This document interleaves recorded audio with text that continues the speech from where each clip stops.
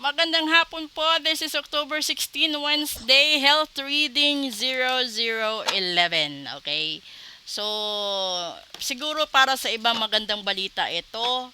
Sa iba naman, medyo mahihirapan kayo dito. Kasi, kapag ginawa ko mo Tuesday and Friday yung live ko, hindi ko magagawa agad-agad dahil sa napakaraming walk-in, napakaraming online bookings, at saka rituals na ginagawa pag Tuesday and Friday. So, merong suggestion na gagawin yung live.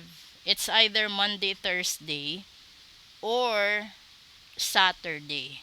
Kasi, uh, ano yun eh, yun yung mga araw na lagpas or before sa Martes at Biyernes. Minsan nga kasi, may mga araw talaga na fully booked sa appointment. Kasi nagagasgas, lalamunan natin sa reading. Okay, dami ng mga blessings na dumadating when it comes to reading and rituals. At sa gusto magpa-reading at magpa-ritual, maraming salamat po. Mag-meet na po kayo ng schedule, okay? Kuha tayo dito.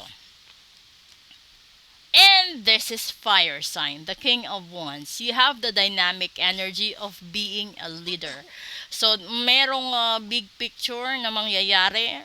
Makakalagpas ka sa obstacles mo or sa karamdaman. So, kung meron ka mang sakit ngayon, fire sign, Aries, Leo, and Sagittarius, kung ano man yung mga iniinda mong sakit ngayon, malalagpasan mo ito at matutuwa ka sa ibibigay na blessing sa iyo ni God. So, ito naman talaga lahat ng hinihingi natin, yun, 'di ba?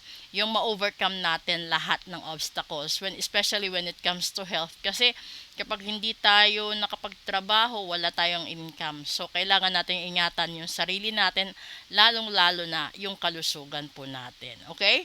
So, doble ingat lang po. Check nyo lang po yung event schedule ko at ilalagay ko po diyan yung live session natin. And then pwede ho kayong mag-subscribe if you want at lahat na. Okay? Thank you.